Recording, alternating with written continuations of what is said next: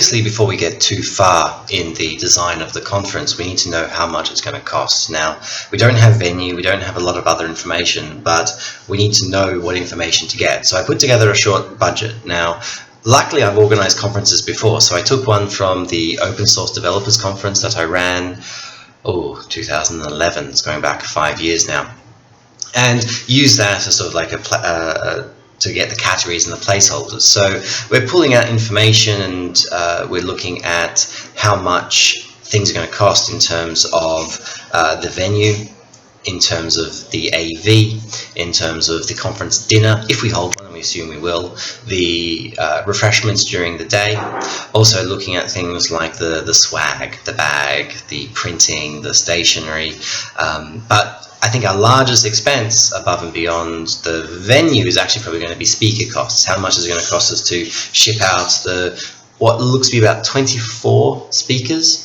from wherever they are in the world to the conference venue.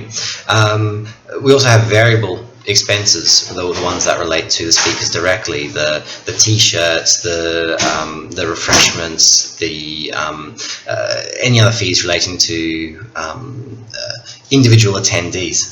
We then have to balance that against costs. And like our expenses were fixed and variable, we have fixed and variable costs. We need our fixed income is sponsorship, effectively. So looking at what is our, let's call it platinum, gold, silver, bronze, and so forth, and trying to balance our fixed income against our fixed expenses. So if we can, we'd like the sponsorship to cover the fixed costs, with the variable income, which is effectively the income that comes from the attendees, going towards our variable costs. And if we can keep these as balanced as possible, then we're going to have a stable budget and, well, in the end, return not so much a profit as enough money to run the conference again next time, or at least kickstart the conference again next time.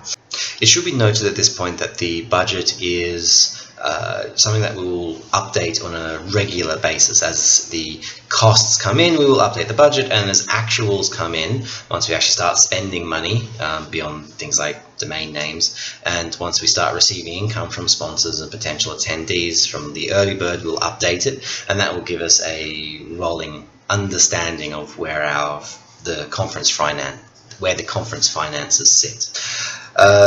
That's pretty much it. I hope that makes sense. See you guys later.